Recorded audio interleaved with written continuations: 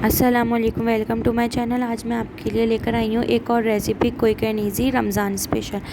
इसके लिए हमको चाहिए आलू। हमने सबसे पहले आलू को बॉईल कर लेना है। जब हमारे आलू बॉईल हो जाएं फिर हमने इसके अंदर ब्रेड क्रम्स डालना है। जब हमारे आलू ठंडे हो जाएं फिर हमने इसके अंदर सब सामान डालना है, ब्रेड क्रम्स वगैरह। इसके लिए हमें चाहिए प्याज, cornflour, garlic powder, black pepper, लाल मिर्च, ज़ीरा पाउडर, नमक, खटाई पाउडर, हरा धनिया।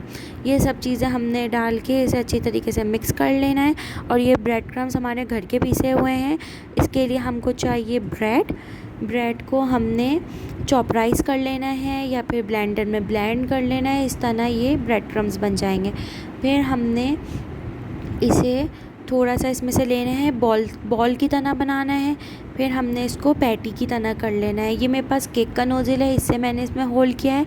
आप इसे किसी भी बॉटल के कैप से या किसी भी चीज़ से इसमें होल कर सकते हैं।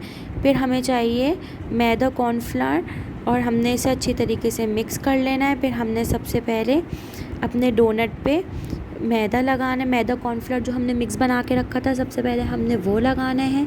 फिर हमने इसे अंडे में कोट करना है। अच्छे तरीके से इस पे अंडा लगाना है। फिर हमने इसके ऊपर ब्रेड क्रम्स लगाने हैं।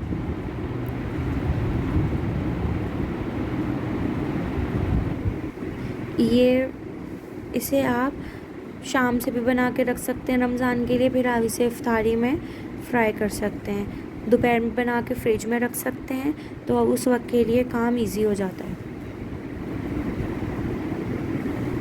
फिर हमने इसे शैलो फ्राई कर लेना है और हमने इसे इतना फ्राई करना है कि इसके ऊपर लाइट गोल्डन कलर आ जाए। अब आप देख सकते हैं हमारे कितने ज़बरदस्त डोनट रेडी हो गए हैं। अब हम इस पे मायो भी डाल सकते हैं, केचप भी डाल सकते हैं।